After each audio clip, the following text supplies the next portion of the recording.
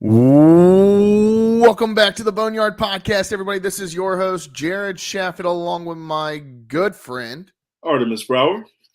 We're coming to you this week with episode 198. Wow, Artie. Yes, sir. Wow.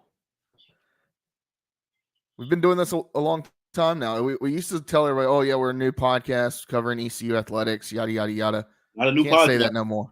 Nah, we not new to this. We true to this. We're seasoned vets in the podcast game. Yeah. Shout out to you, Artie, for putting up with me for 190. Really, we're actually over 200 episodes. If you go back to season 1 of the Boneyard Podcast, we used to do these mini episodes the day of or the right after a game. We need to bring that back, Artie. We need to do more of a live reaction. Yeah, the live reviews, the post game stuff that we used to do. This fall, maybe we bring that back. That was Josh, just hop on a quick little. Take note of that. We're gonna bring that back. I think that this is how things get done here at the Boneyard Podcast. We just throw shit out into the live on there. Just straight live.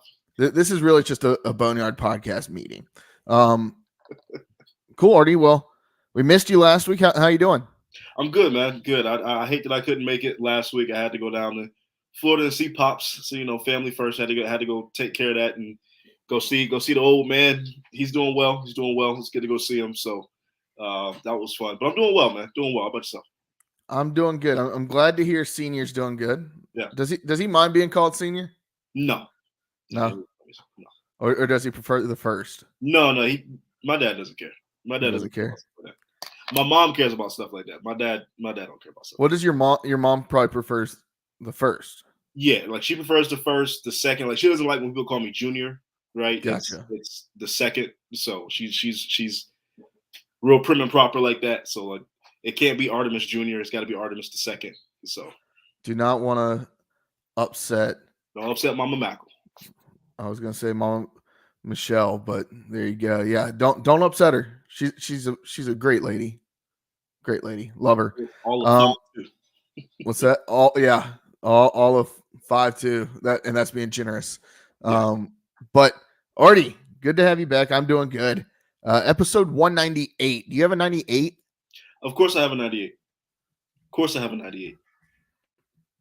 And you know who my 98 is.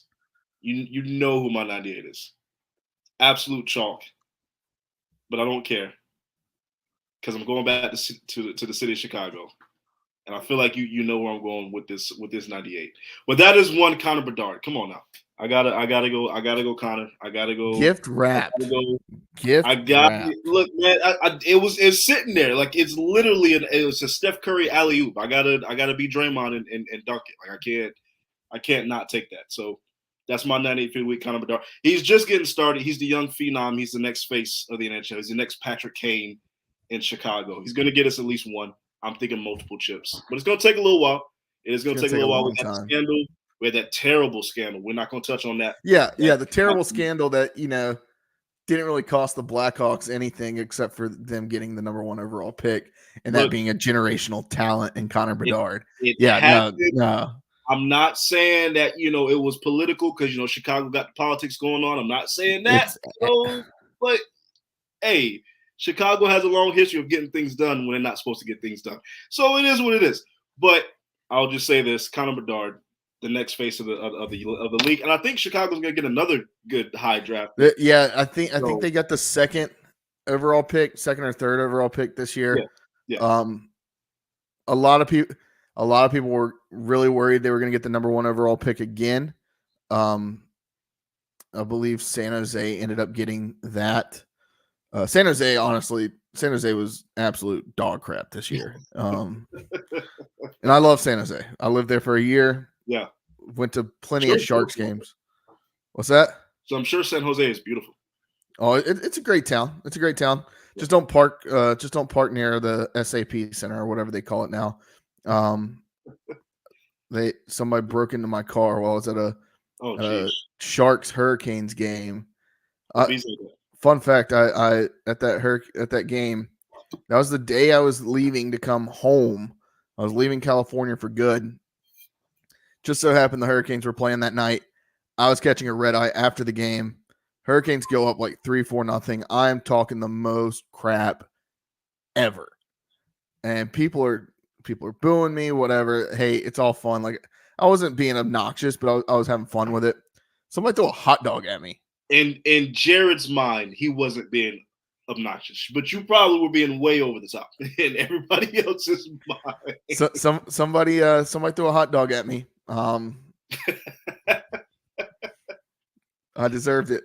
I deserved it. No, it would have been badass if you'd have caught it and taken a bite of it. And just And then Hurricanes had a total collapse, blew up, and ended up losing in overtime that game. Got back to my car. My car was the back windshield was smashed out. They'd stolen my book bag with I had 2 laptops in it. Stolen my book bag. I remember this story. Stolen all my chargers. I didn't have anything to my name really, whatever, except for what I had on me, which was my phone, my wallet, and my keys. And I flew home basically with no carry-on, and no charger, nothing. I had 2 layovers, excuse me. I had a layover in Minneapolis, a layover in Atlanta, and then I flew home to Greensboro. And then in Atlanta, for the first time in forever, they had a blizzard, and I sat on the tarmac for 4 hours in one the aluminum tube planes. And I was contemplating getting off the plane and just renting a car and driving home for 5 hours. You know, fun story, just to kind of add on to that. This past Wednesday when we flew down to Florida, there was terrible. It was like a tornado watch in Orlando. We were flying down to Orlando, and we literally sat on that plane for 2 hours. We literally got on the plane, taxied, and then, captain came on and says, hey, nah, we're not going to be able to take off right now. Sat there for 2 hours on that plane. Then we had to deplane in RDU, sat another 45 minutes in the terminal, and then got back on the plane and took off after that. So it's about 3 hour wait. So fun stuff. All right. My number 98. Carolina Hurricanes legend. And I say that he played all of 17 games for the Hurricanes. Mm-hmm. Last year was the Hurricanes' big trade deadline acquisition last year. Nothing ever really came from him. Former 4th overall pick out of Edmonton, Jesse Puljujarvi. Artie, you try spelling that name. I'm not going to. Nickname Pool Party, JP. It's a cool nickname though. Yeah, I mean, I could have always swore he was Finnish. I guess he's Swedish. But yeah, 356 games. He's never really panned out. He's never really worked out. He played on a line at times with Connor McDavid, but just could never get it going. That's my number 98. He didn't wear number 98 with the Canes.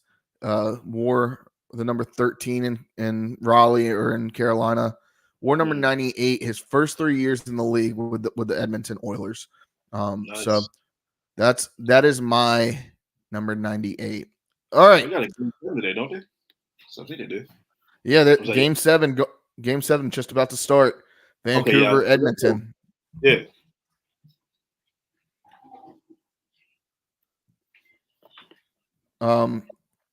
Yeah. So let's move along. Let's get this episode started, Artie. Let's do it. All right. The College Huddle. The Boneyard Podcast is proud to be members of the College Huddle. And lots of great content happening there. What we've got going on. We're working on some stuff with the G5, some other G5 schools, working with some stuff with some schools out of North Carolina. Mm. It's all independent all independent podcasts. We're all the same, right? Everybody's got the same mindset. It's really great to be in there and seeing the guys and and all the people that do this and do it across the country and seeing how they interact, it's honestly so fun. And I'm really excited for what's to come. And it's gonna be a lot of fun this football season when we're doing content with them all. Your thoughts on us joining the college huddle?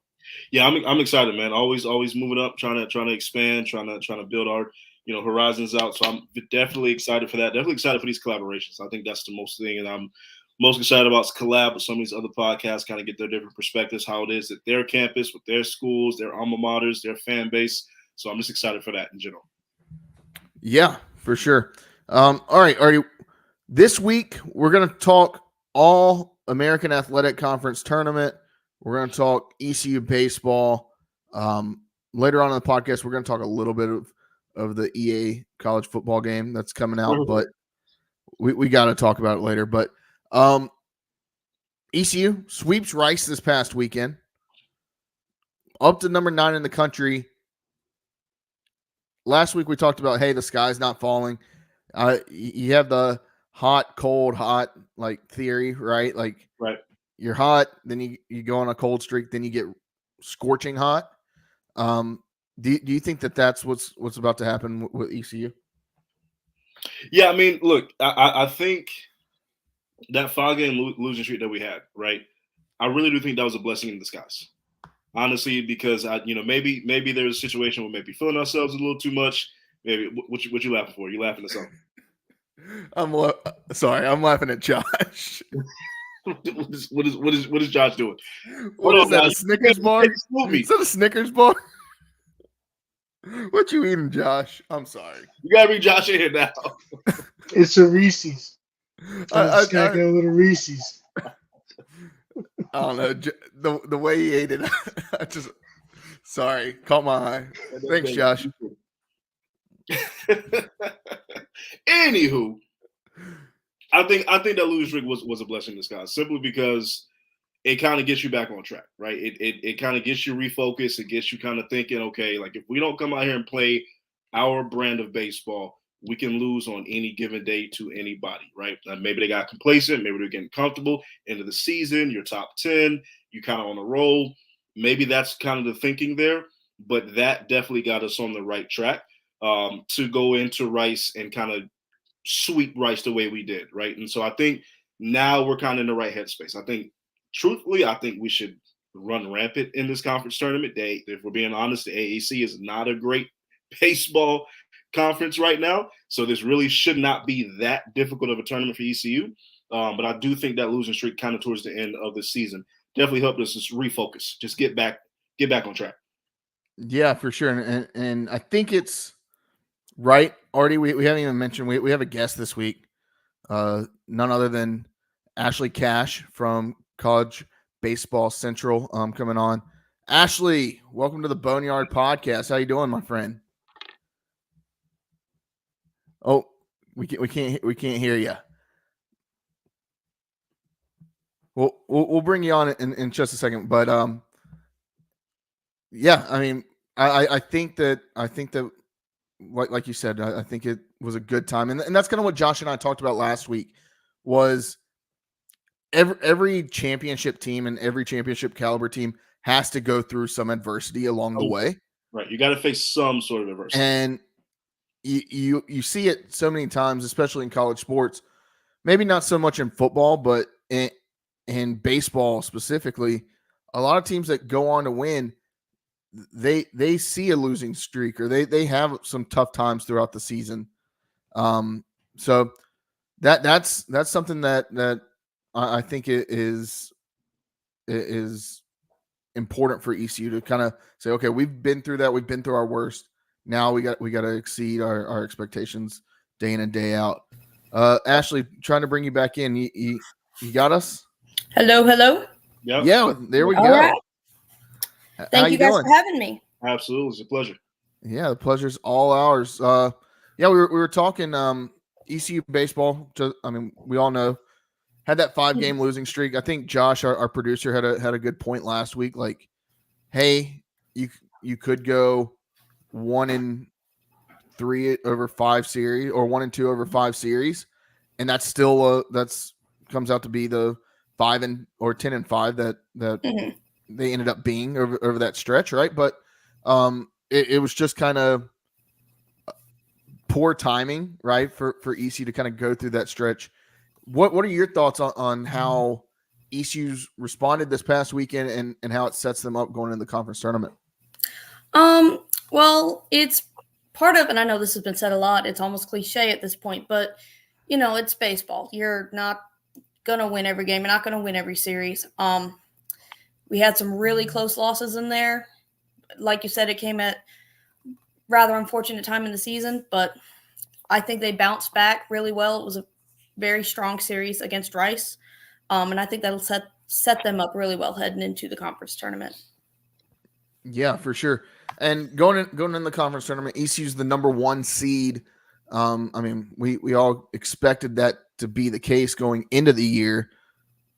There was some struggles throughout conference play and dealt with injuries, right? Like you kind of sailed through non-conference play, and then you get into conference play and you lose your number 2 starter and you lose your best relief pitcher for about a month or a couple weeks there. I mean, talk to me about where we are right now with injuries and how these guys are feeling going into the conference tournament. I do think the last I heard was that Wyatt Lunsford-Shankman, fortunately, is feeling better heading into tournament. I expect we will see him return back this week, which will be huge.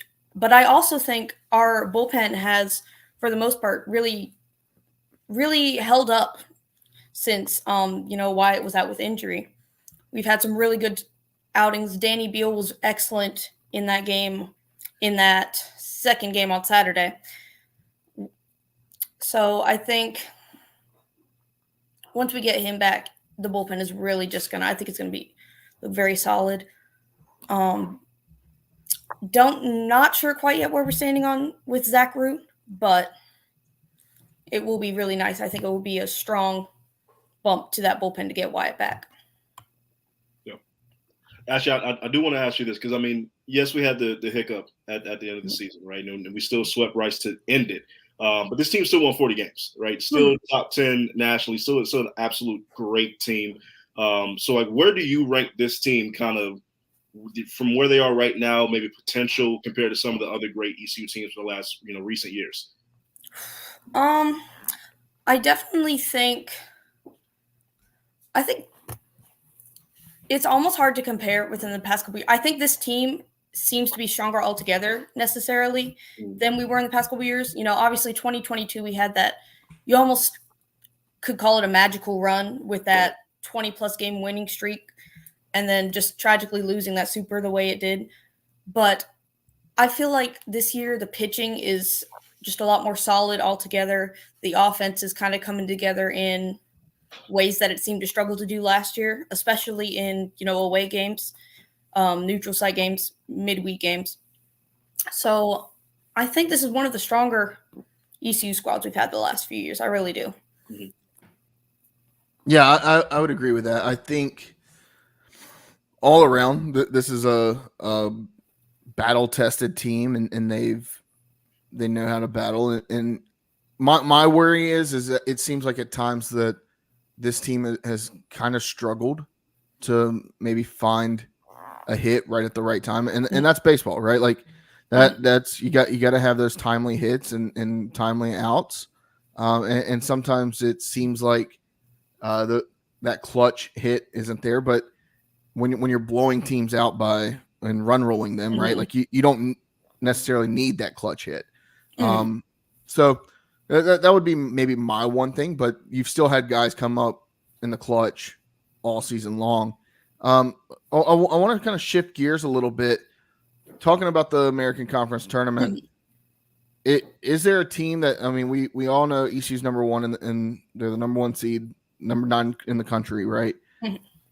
Is there a team outside of ECU that you look at and you're like, okay, they have a real fighting chance to make it to the championship game and win it? I will say this is, for it being UTSA's first year in the conference, I was pleasantly surprised with just how much of a fight they really came out swinging this year, and they had a lot of notable losses that they had to rebuild from over the offseason. And I've heard from some of those fans that they've considered it a bit of a rebuilding year. And I think to be able to come into a new conference and to be able to compete with a school like ECU, I think they're definitely one of the more dangerous teams to look out for. They've got some good arms. They've got some good hitters. I also think when it clicks with Wichita State, it really clicks. They've had some struggles this year after losing, almost all of their roster. They lost their whole roster. Yeah. I think they had three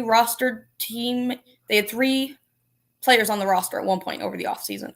And a lot of those guys that entered the portal actually exited and came back out of it. But I think when they click together, they really click. And Tulane, always seems to be a thorn in ECU side.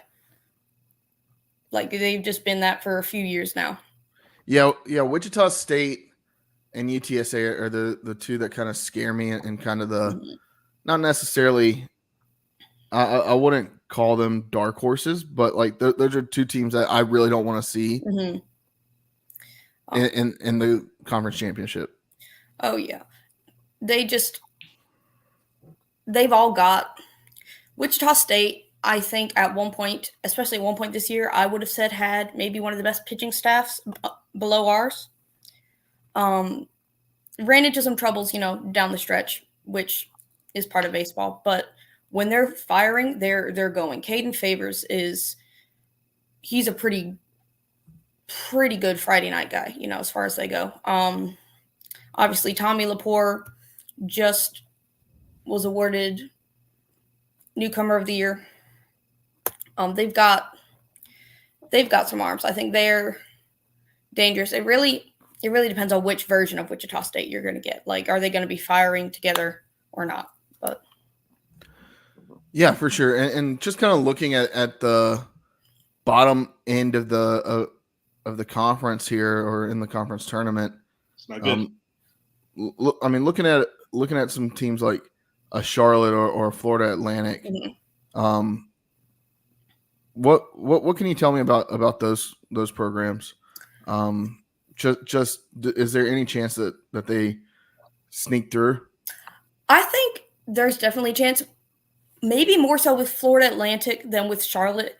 I think Florida Atlantic is a solid baseball program. They've got some really good arms. Let's see, CJ Williams sticks out to me.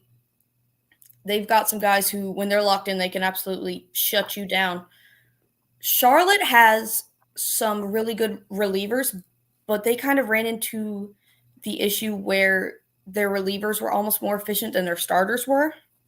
They have guys like AJ Wilson, former Pirate, Tony Rossi, and those guys are both really, really good. But the problem is, you can't have them pitch the whole game. So that was just, for me, a large issue with that team, was that, they were losing games to double-digit runs. They're getting run ruled. They were losing 14, 13 games. It was just they were having those issues with their starting pitching. That being said, there are certainly times I think Charlotte's offense can really click, and sometimes that kind of makes up for their pitching when it struggles. But I definitely think FAU, you don't want to sleep on FAU. I think that would be a little bit of a mistake, because they've got some really good arms, some really good players. I will say overall, the American baseball wise hasn't been the best this year, but are there 1 to 2 programs that you see in the next couple of years that can make like a legitimate leap, that can compete with an ECU, not just, on a conference level, but actually getting to regionals, hosting regionals, that, this, that, and the third? I will say, and I know I kind of touched on this before, and I don't really want to, sound like a dead horse, but I genuinely do think UTSA has a really good chance of kind of being, I think, a contender with ECU for that spot. Like I said, this was a little bit of a rebuilding year for them, but I think they'll build on some of their really good like freshman starting arms, and then I think they'll be a really good contender. Tulane has been on the rise. There was by far an improvement this year over their season last year, so I think they'll be good. Yeah, we don't like to give Tulane credit because our good friend of the podcast turned enemy of the podcast. I'm kidding. We love good Corey. in an objective, but they're good. I'd say in an objective point. Yeah.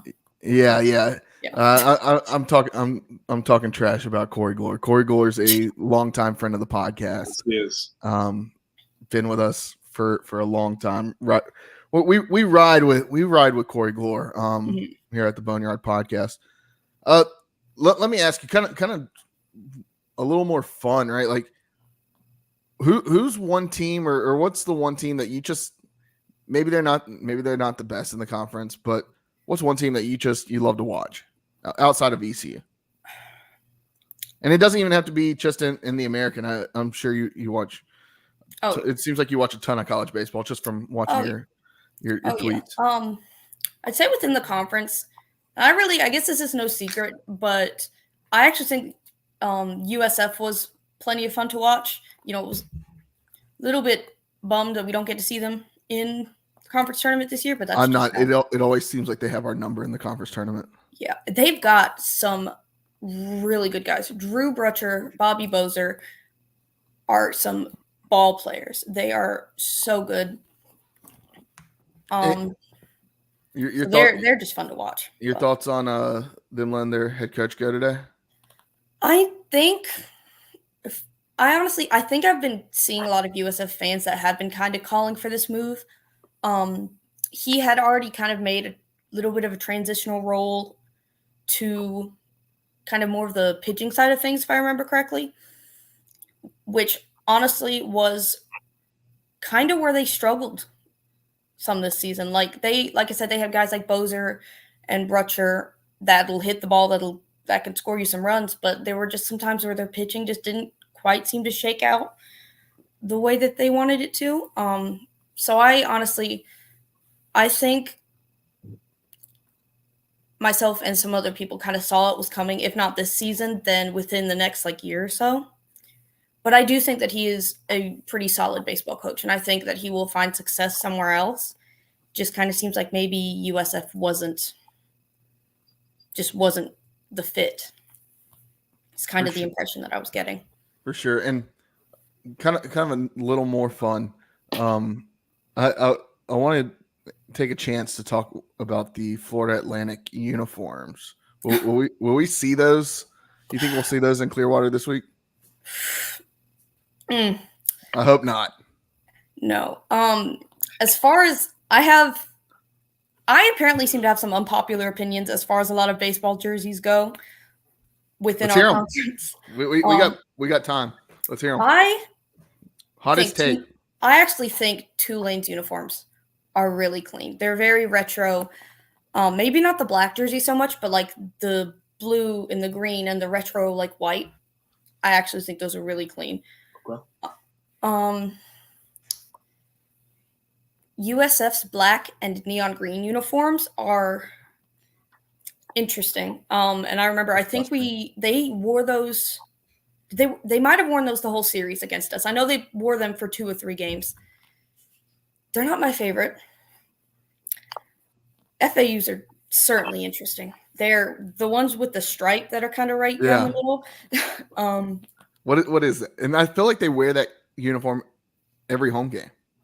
I think they do. They definitely seem to wear it a lot. Which they know this is going to be the only season that they wear because it's so terrible. They got to get their money's worth out of it. Yeah, and it's you kind of see what they're maybe going for, but I just don't. Maybe execution-wise, it wasn't the best. It looks like if a team from the 1980s tried to come up with a futuristic.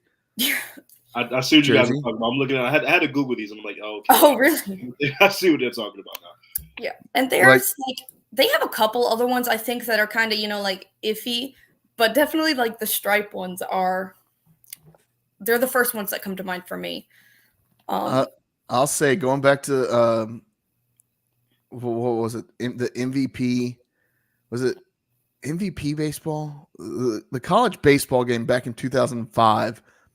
I remember always seeing Rice on there. I mean, Rice has such a storied history in baseball, and the pinstripe. I always think the Rice pinstripes are clean.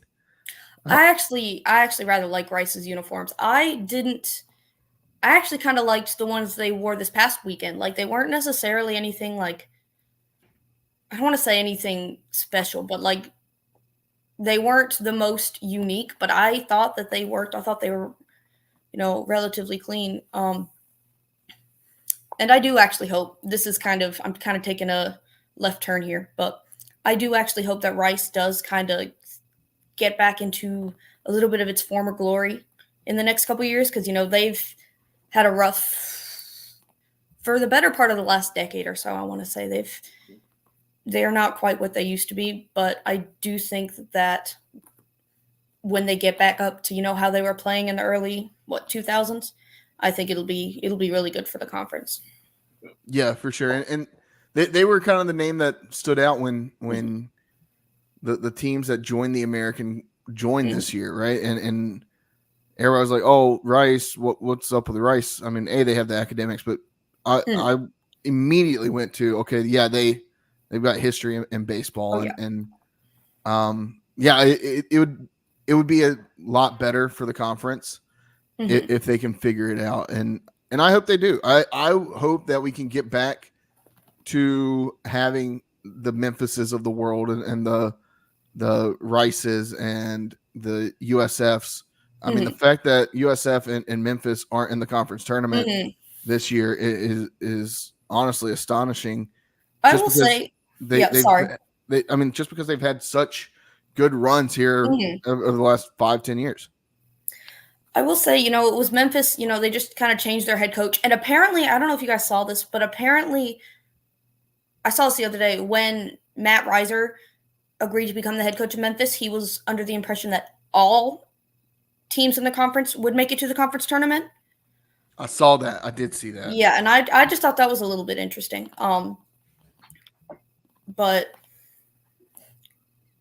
going back on our uniform conversation, I have some thoughts on the Memphis uniforms too. But you don't have to get into that. But Artie and I always are talking about drip and right uniforms. We love to talk about. You got to get your favorite ECU uniform. So which ones? I will honestly say this might be. I'll get to my favorite uniforms, but first I want to say I almost wish we could do something a little bit more with the retro piping, like what they've done in basketball and football. Okay. Because I love our retro, like the football uniforms we had. I love those. And I don't know if we'll ever really see those get more reincorporated into baseball, but I think they would be neat to see. As far as like what my actual favorite baseball uniforms go, I do like the pinstripes. I do like the all whites. I think those are clean. I have like an iffy opinion on like the black jerseys. I'm not really sure how to feel about those. But I love our pinstripes. I love our all whites. I actually like the powder purples, but I know that's just going to ask you how you felt about the powder purple. I know it's a very divisive topic, but I don't know how you guys feel about those. I want one for myself, to be honest. Is that what you're wearing? I'm wearing the powder purple, t-shirt. Yeah, I was about to, I thought you were wearing the jersey there for a second. I was like, no, hey, I kind of need a jersey. I don't have the powder purple jersey yet, but that will be, in the future. So. Yeah, I just got the jersey this weekend, so. The powder purple? Yeah. Where's it at, man? Woo! He's got the Hawaiian shirt on. You got to rock it on a podcast one night, man. I think some of the like powder purple merch that they brought out in the past couple of years, I really liked too. But... I really wanted that powder purple Yeti. Yeah. Yeah. Those were. I had somebody going to the game just to get me. I had somebody going to when they were originally going to sell them that first game against VCU. I believe back in March or so. I had somebody going to that game, And in that game, that was one of the ones that got rained out. And yeah, I was a little bit bummed, honestly, we didn't get to play VCU this year. I think that would have honestly been a pretty quality game. I was also looking forward to that last game against Campbell. I was so upset about that one. Campbell's always fun to play, but at the same time, it's not, because your heart rate is like through the. It's a very tense game. Yep. But in a good way. Let me ask you, outside of ECU, who is the most irrational fan base that you see on social media when it comes to college baseball? Maybe in the state. In the state. Or, I mean, it could be overall. Like, there's a lot of irrational fan bases. See, I feel like I'm going to get a lot of hate for this, but I'm going to try to explain my rationing for some of these. I think there's a couple. You won't get hate, I promise. The University of Texas baseball fans just are one of the ones that take. Okay, first of all, I saw someone doing the other day. It was one of those, like, what are they called?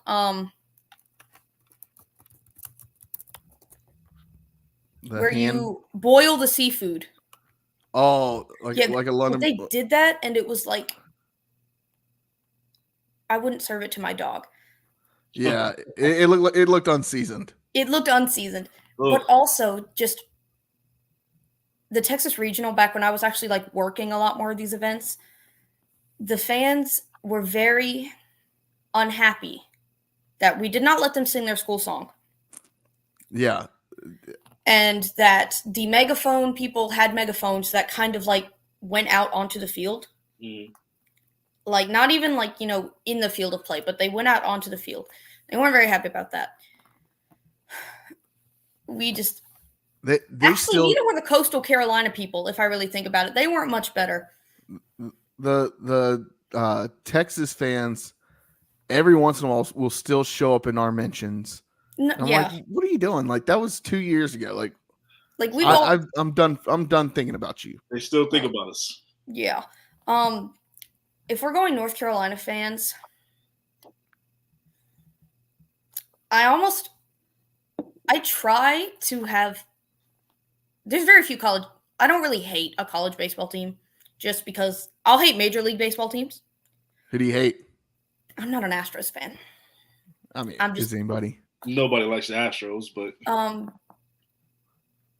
and then there's obviously there's Major League Baseball players that I'll go out and I'll say that I really don't like. But as a whole, with college baseball, it's college baseball. A lot of these people, they're my age, and they're doing things that I couldn't, ever do in a million years. But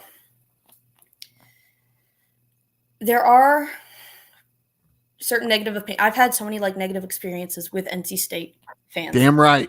That's what Jared was waiting. You're just waiting for you to say NC State. I'm not one of those people that's gonna relentlessly. There's a very certain notable athlete that I almost don't want to say his name because I don't want to invite hate of those people who transferred from our program to that program, and they are almost downright warring over this guy in replies, and they'll come into NC State fans will come into replies that tweets that weren't even directed to them. Yep. And they'll but you don't have a good basketball program. So neither did you until this year. Yeah. Yeah. They'll bring in, they love to bring in our acceptance rate. The acceptance rate, I could go on about this, but UNC fans, I'm kind of. They're nauseating fans. They're very nauseating. We still have people. I made a comment 2 years ago about I went on to an NC State podcast and I made a comment about how I thought ECU could very well win 9 or 10 games in football that year. Mm-hmm. Mm-hmm. And ECU went, what do we go? 8-5, and 3 of those games were decided by one score. Mm-hmm. And I was like, people are like, oh, you thought this team could go win 10 games? I was like, y'all won because we lost we missed a field goal. Mm-hmm. So, all right, stop. Mm-hmm. And then 2, all the other games are 1-score games. What are you talking about? Still in my mentions, but whatever. Yeah. Yeah. State fans are terrible. I'll say it. I'll say it for you, Ashley. State fans are scum of the earth. Like, I'm sure it's like with most fan bases. I'm sure there's some lovely state fans out there. I've, There's not. interacted with a couple of, perfectly nice state fans, but there's just, unfortunately, a very loud majority that are just rather almost painful, irritating to interact with. But no, yeah. I agree. Yeah, UNC Charlotte is quickly growing into that. I have thoughts on that too. Yeah, there's like 2 or 3. But the thing with Charlotte is like you guys haven't been there before. What are you? That's my thing. There's this very narrative of almost they're trying to force this like rivalry, and I understand you want to have like an in-state rivalry in the conference, but to me, it's like I don't feel like with an in-state rivalry. I feel like you should feel something, but I just they're there. You're in our conference now. Act like you've been there. You had a very solid softball team this year, but lost the series to ECU. Well, but sorry about it. No. So getting back to ECU, getting back to the American Conference. Mm-hmm. I don't see any chance unless a team wins the tournament other than ECU. Yeah. The American's a one-bid conference. Oh yeah. And it's just, it is almost rather unfortunate. Like, I think I looked at the conference the other day and I realized that the third place team was like 13-11. And I think that's the point where, it kind of starts to sink in that the conference hasn't been doing all that well as a whole. Right. I feel like you got a lot of mid teams in the conference at this point. Like, you don't have teams that are like terrible. No. Yeah. But you have a bunch of teams that are just kind of like, like, okay, that's who we would schedule on a non-conference midweek. Yeah. But it will say, I don't know. Yeah, it's exactly like what you said. They're not bad. They're not like that poor team in Maryland that went 0-48, which is almost more impressive than that's impressive. No, that's very. I mean, to lose that many games in a row, you have to kind of try. You have to try to do that. Yeah, like I feel bad for you, but I'm also impressed. They should just put them in the tournament, kind of like how you have a pace car. Yeah, yeah. They should do that. Like, okay, we're gonna give them the easiest road through the College World Series and see. I mean, they're gonna lose, but just see what happens. Yeah. No. Yeah. So no, we don't have any schools like that, but they're just kind of it is what it is. Yeah, and for all the talk about the state of North Carolina, I mean, it seems like you've had really good seasons out of ECU, out of NC State, mm-hmm. Carolina, Duke, and Wake. But it seems like some of the other programs that you kind of expect to be there throughout the year, talking about the Campbells of the world and the UNCWs of the world, mm-hmm. Just weren't able to get it done this year. Your thoughts on that? Again, this is a cliche, and it's probably said so often, everybody's sick of hearing it, but that's part of baseball, I do think. I know Campbell they lost some guys to the draft last year, Grant Knipp is an insane player to watch, to me. Like, you go from catching at the start of the game, and then you're pitching at the end of it, and you're so good at both these things. It's crazy. They've got some really good guys. Sometimes it just doesn't come together. I will say, I do think UNCW maybe struggled a little bit this more than they did last year. Because I remember when they played us last year, I think they were like hitting home runs off us left and right. Like Tanner Thatch was going off. They're always a team that scares me. Yeah. Oh yeah, absolutely. Jack Kroom too. Like, they've got some guys. I do think UNCG honestly I think a lot of people have them. Mm-hmm. A lot of people have them going to the tournament. I think they were, a very solid team. I'd like to see us schedule UNCG. Yeah. maybe that's a good question. Who would you like to see ECU schedule? And I think Wake.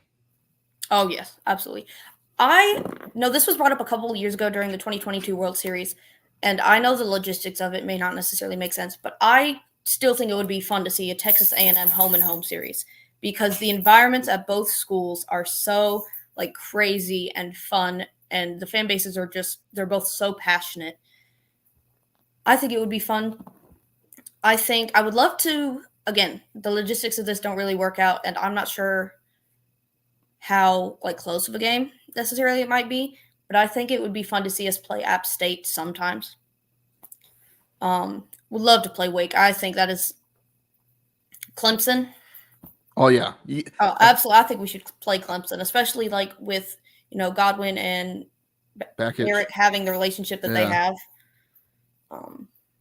And I know they play each other, in like the preseason, but I think it'd be fun to see during the regular season. Maybe even like a South Carolina. Mm-hmm. Virginia even maybe. We may have, I don't know if the wounds are still too fresh from that. There's a lot. I feel like there's a lot of animosity between the two fan bases. Is there? Honestly, when I went to the regional last year, I will say, well, there were definitely some bad apples, but we had the fortune of being right next to this really nice couple. So that probably did skew my perceptions of that fan base a little bit. I'll say this, I feel like we've played them so much in the postseason over the last decade. Where I mean, you get what was that the 20 was that the 2014 regional, the one Travis Watkins hit the bomb. I'm trying to think what regional that was. That you got that one. You got the one last year. You had some early non-conference. And then you had games. 2022. Yeah, and then you had 2022. Like, I feel like you've seen them quite a bit, and you're very familiar. And it's that would be the only thing. I think if we were to play those teams, it would need to be like a midweek, maybe. Yeah.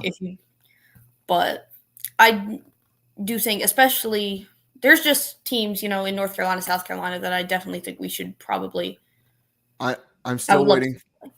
I'm still waiting for a North Carolina based a baseball invitational. Just yeah, kind of like what they do down in Houston, where you got like Texas A&M, LSU, Texas, like all the powerhouses. Get the Wake, Dukes, Carolinas, States, ECUs, Campbell's, all of them get. That would be great. Do like a week long, okay, we're doing this. 1 year do it down in Charlotte. 1 year do it at DBAP. You can kind of go around to all the different minor league stadiums in the state and kind of have like a in-season tournament to see, okay, who is the top dog. I think and you can bring in the schools from South Carolina, the Coastals, the Clemsons, the South Carolinas of the world, right? Like, bring those schools in, and you want to talk about RPI? You want to boost your RPI? Yeah, that's a surefire way to do it, and that boosts everybody's RPI. Also, it would be such a fun event for even both like baseball fans in the Carolinas, and even if you're not in the Carolinas, if you're just a college baseball fan, I think it would be such a good watch just because of the amount of talent. Yeah, people would absolutely. Man, we need that. We need more of that. Oh, all right, Ashley. Last question. We ask this question to all of our guests that come on. This is going to be the toughest question we ask you. There's a little known establishment, Greenville, North Carolina. Longtime friends of the podcast, Sup Dogs. Have you ever been there? I have not, but I have been meaning to go for so long, and it's just never been to Sups. Oh my goodness. Oh man. No, but I remember when it opened, and so it's not like I haven't had. It's not like I didn't know about it. I just, for whatever reason, I just have never gone. But I keep meaning to go, and it just. Oh. It's on the list to go to. Trust me, I'll be there before June is over. Wow. I know. I'm like a failed Josh fan. just said, "Don't bother." He said, "Good for you. Don't bother." Hold on. Why we hating on Sup Dogs? We can't know. Hey, look, I will not hate on Sup Dogs, but I will say is that I personally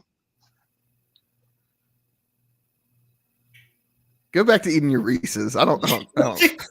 He took too long to answer because he know he loves the food. Like the food's good. All right, Ashley. Next time we have you on, I want you to go to Sup Dogs. Okay. Next time we have you on, we're going to ask you the question.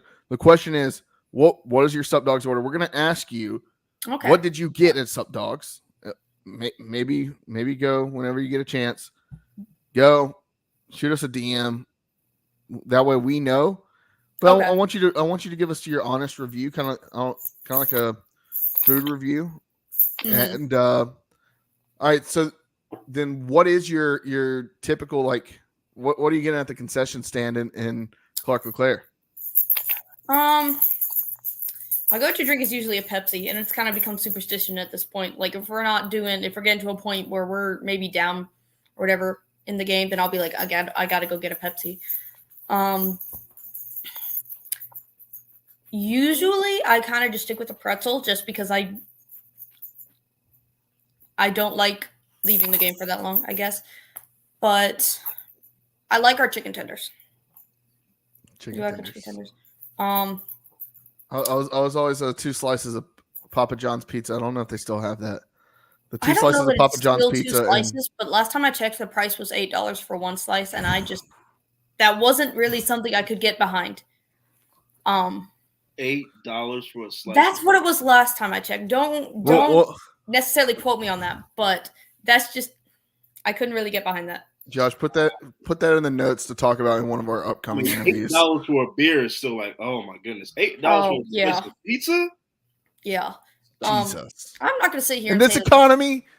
The pretzel prices aren't much cheaper, honestly. At this point, like I just might need to start surviving off of microwave water. Microwave your own pretzel before you go to the game. Yeah. At this point, love it. Well, Ashley, tell everybody where they can find your content, find your stuff online. So you can follow me on X, formerly known as Twitter, at AshleyXCash. It's just Ashley spelled the same way, X and then cash like money. Or you can follow College Baseball Central, college. I think it's CBC something. Yes. Oof. Yes, College Base CNT. Even if you're not necessarily an ECU fan, if you're an ACC fan, SEC fan, Big 12, whatever, they've got all the content to get you covered there. We will have, people actually in Omaha. Not me, unfortunately. But that will be the dream one day, is to make it to Omaha. But we will have people at all the, major baseball conference tournaments. So somebody watching out there is going to start a GoFundMe to get you there to Omaha when we make it. I wouldn't be mad. I told my mom, I said, honestly, if I could make it out there, I would like car camp if that's what it took. Like I am dedicated to get myself there. I'm trying to remember the year we played Texas Tech in the Super Regional, and we were 90 feet away from punching that ticket. Like, I hate to admit it, I was starting to like look at booking a hotel in Omaha. Problem is they're so expensive. Yeah. Like we'll all go up there and we'll camp out in a car or something. At this point, like I'm willing to sacrifice comfort. Yeah, exactly. There we go. Well, Ashley, thanks for joining us on the Boneyard Podcast. You're now a longtime friend of the podcast. We're gonna have you on. We're gonna have you on more, and maybe we'll have you on again here in the coming weeks. Once we get into postseason baseball. Okay. Thanks again. Thank you guys so much for having me. Yeah. Thank you. All right, that was Ashley Cash from College Baseball Central. Ashley, thank you again for joining us. Artie, how are we feeling? How you feel about ECU going in the tournament? Look, let's run the table, man. Like let's not sugarcoat it. Let's not bullshit around. This is not a tournament we should be playing around in. The American is not that great, and we should absolutely take care of our business and handle this and go into the NCAAs feeling good. I'll say this: I think ECU needs to, like you said, I think they need to run the table. I think they need to be flawless in the tournament. Not to host. ECU's locked up their host spot, in my opinion. But I think if you're able to go out and really like show like how dominant you are against this competition, that's going to hopefully make the selection committee decide, hey, we got to put this team as a top 8 seed. Number 9 nationally right now. I don't know if they're going to get a top 8 seed. The door's open, right? Coming back from your terrible week, coming back, I think the door's open, but you have to go. I think you got to win out in the conference tournament. I don't think you can drop a game, but you gotta go deep, and you gotta win out, in my opinion, for a chance to be that top 8 seed. Because look, we all know that at the top there's going to be some cannibalism up at the top, right, between some of those ACC and SEC schools. There's going to be some of that, and you need to have some of those schools really have a terrible showing, but you've really got to go out and beat the shit out of people, for lack of a better term. I mean, this tournament sets up for that, right? It sets you up to be able to flex your muscles, show everybody why you are a 40-win team, why you're the number 1 seed in this tournament. Let them flex your muscles a little bit, right? I mean, that's what this tournament is setting it up for. So, no excuses. Let's get it done. Do your job, as Jared Shafit will say. Do your job. For sure. And Artie, before we move along, real quick, I want to give a shout out. ECU cleaned up when it comes to the American Conference honors. Two athletes on the ECU or the American All freshman team. Those two were Ethan Norby and Bristol Carter. Norby named starter tomorrow in game 1 against Rice. So check that out. I believe that start time's at 1. Second team, all conference, Danny Beal, the senior, Ryan McChrystal, both earned second team honors. And then, I mean, you could pretty much field a whole first team that first from ECU. Insane. You got JJC, Justin Wilcoxon, Wyatt Lunsford, Chinkman, Carter Cunningham, which Carter Cunningham has been monster. An absolute beast this year, all year long. He earns the American Conference Player of the Year, rightfully so. Led the American in hitting with a 404 average, slugging percentage with a 709 slugging percentage, on base percentage with a 498. He's getting on base almost half the time. I mean, no, we can go ahead and just run. That's half the time. 498. That's 50%. That's 50%. Runs scored. He scored 68 runs. Second in the American in RBIs with 58. He's the third ECU player to win this award. I know Bryant Packard won it, and I'm trying to remember who else was it. Bryson was it? It wasn't Bryson Worrell, was it? No, pretty sure it was Norby. Let me double Connor check. Norby. Yeah, Connor Norby, 21. Yep, that checks out.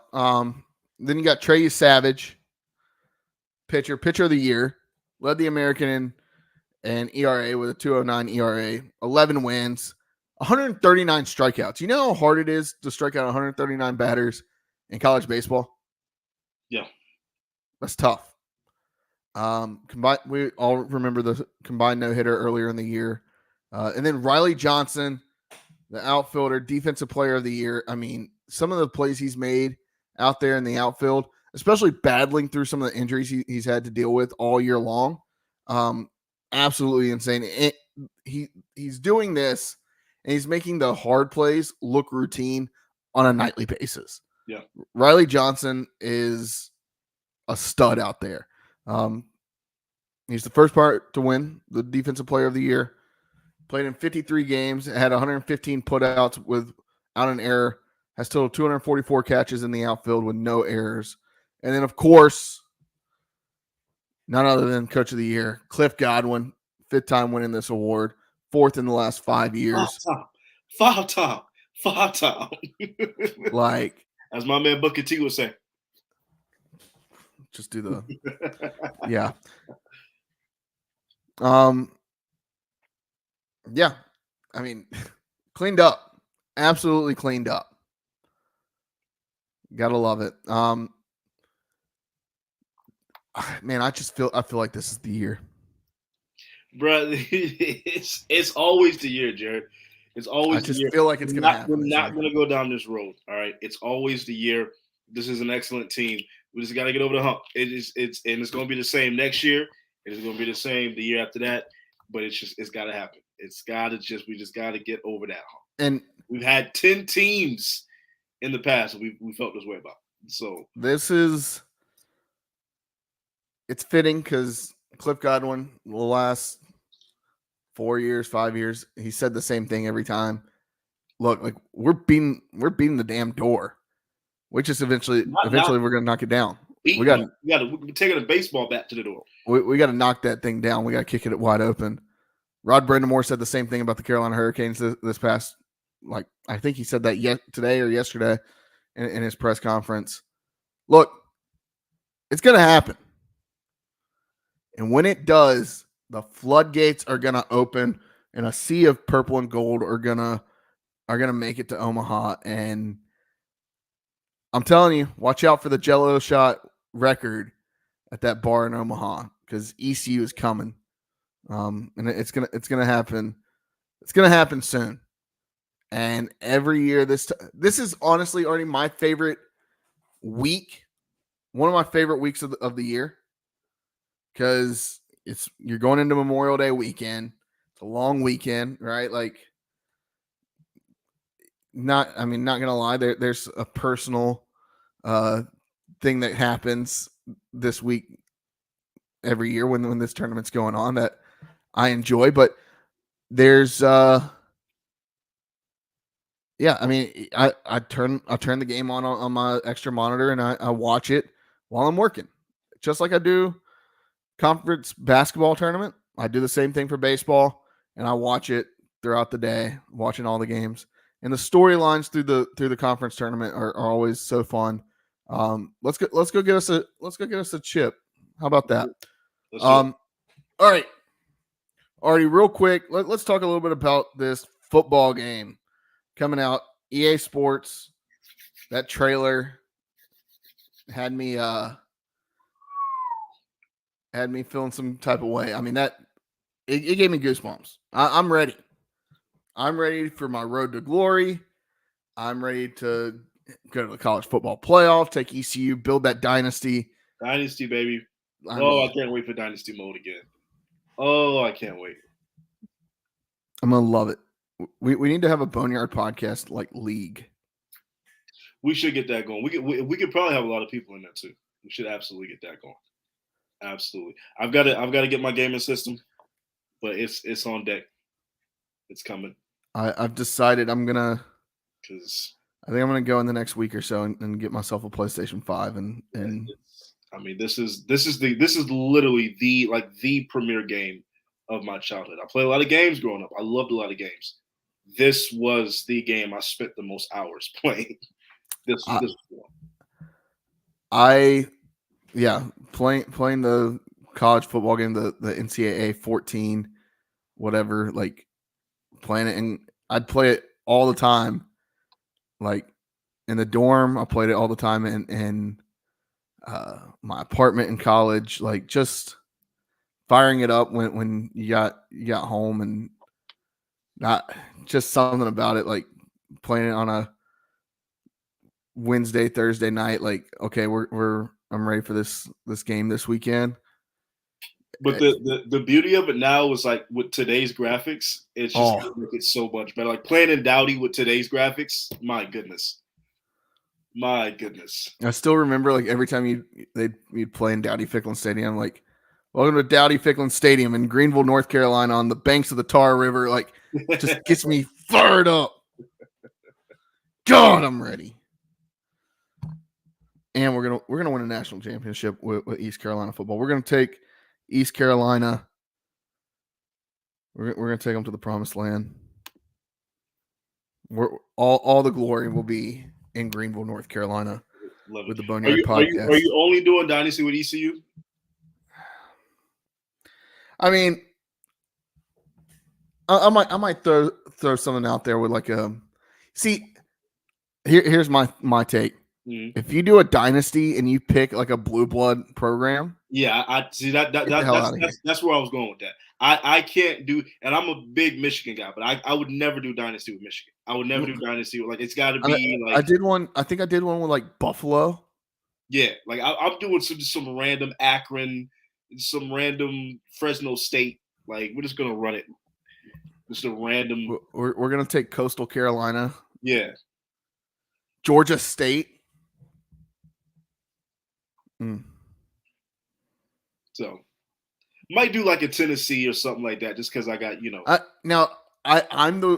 I was the one that I was always like changing conferences. I was putting like East Carolina in the ACC or in the SEC, and then like just scheduling. Like my schedule was out like always Alabama, Tennessee, like LSU, Auburn, like going into Death Valley. Like you got to, right? And it's a game. Have fun with it. Yeah, I'm very much looking forward to this video game. Josh, any takes on the video game? Yeah, I think that I'm looking forward to it. I do believe that the game would be better if there was a way to have the FCS teams in there, or even Division II. Just something that's more than just the FBS. Nice. That would be nice. No, it would take them another 3 to 5 years to make that, to add all those teams in there. But yeah. So hopefully over the next few years, they're able to get that, because I personally would love to play with the D2 squad and bring them all the way up. I think that'd be pretty cool. So other than that, I'm ready for it. What they need to do is they need to come. I know that there's an online game like this guy Matt Brown, the guy that's been doing like all the Freedom of Information Act, like all the stuff on this college football video game. Yeah, he's got it's like an athletic director like simulator 4000 or something like that on his website. His website, I believe it's Extra Points. Go check it out. We've talked to him a little bit, but I think what we should be able to do is we should be able to create like a world where we've got all the programs and each person is managing one, and see, okay, we've got like an actual relegation in this. I mean, Vanderbilt's going down to like the Sun Belt, right? Like, right. Yeah. I need to see that. I need to see how that plays out. There's YouTube videos on it, but we need to like actually do it. But all right, Artie, walk the plank. You got one for me? I've been trying to think of walk the plank this whole episode. I don't think I got one for you. Mine is the incident with Scotty Scheffler. That's like. All right, I get from the cops' point of view, but at the same time, it's 5:00 in the morning. All you're wearing is a highlighter green jacket, and he's been told by the PGA that, hey, this is happening, but they should know that you're in a marked car. You should be able to go around. Yeah. Just come on through. He was going by what he was told. There's a miscommunication there. Guy throws himself on his car, yanks him out of the car, puts him on the ground, puts him in handcuffs, picks him up, puts his ass in the cop car. Off to jail he goes. The number one player in the world at a major championship. Like, if that guy was in if that guy had a Madden rating, his awareness would be 0. Like, at no point. To his credit, though, Scotty Scheffler like you and me. He just looked like a regular dude. He don't look like Tiger Woods. You obviously know Tiger Woods. Scotty Scheffler just like a regular dude off the street. He just look regular. I mean, it would be obvious. It's like the memes that I've been looking at all weekend of Scotty Scheffler. Like, my favorite is the one where it's like Scotty Scheffler walks up to Tiger Woods, and you know the meme where it's like Tiger Woods is dapping somebody up and it says "Big Dog." Like, I'm just John Daly, like the ones with John Daly. It's great. It's great. I absolutely love it. That's mine. I feel like I had another one, but I don't have. We're done. We don't need to talk about anything else. It's been a long episode. We're an hour and about hour and 10 minutes into this thing. Artie, anything else from you? Anything you want to tell the people? I got nothing else. To add. All right. Well, with that, we'll head out. Make sure you leave us a 5-star review wherever you listen to your podcast, whether that's Apple, Google, Spotify, Amazon, iHeart, whatever. We're on all of them. I'm pretty sure. Leave us a 5-star review. If you do that, you're best friend of the podcast. If you don't, you can walk the damn plank. If you're watching on YouTube or X right now, I see there's a ton of you watching right now. Make sure you subscribe to our YouTube. Hit that subscribe button. That's a tough word for me to say this late at night. Hit that button. And if you do, friend of the podcast. If you don't, Artie, what can they do? Walk the damn plank, buddy. Walk it on down. And then, follow us on social media at Boneyard Podcast or at the Boneyard Podcast on TikTok. And then, Artie, that's all I got. Let's get the hell out of here. Hey, look, Pirate Nation, you already know what it is. Thank y'all for tuning in. We appreciate you. We love you. We respect you. As always, wash your hands, wash your butts. Until next week. Deuce. Let's go win a championship this week. Be a champion. Peace.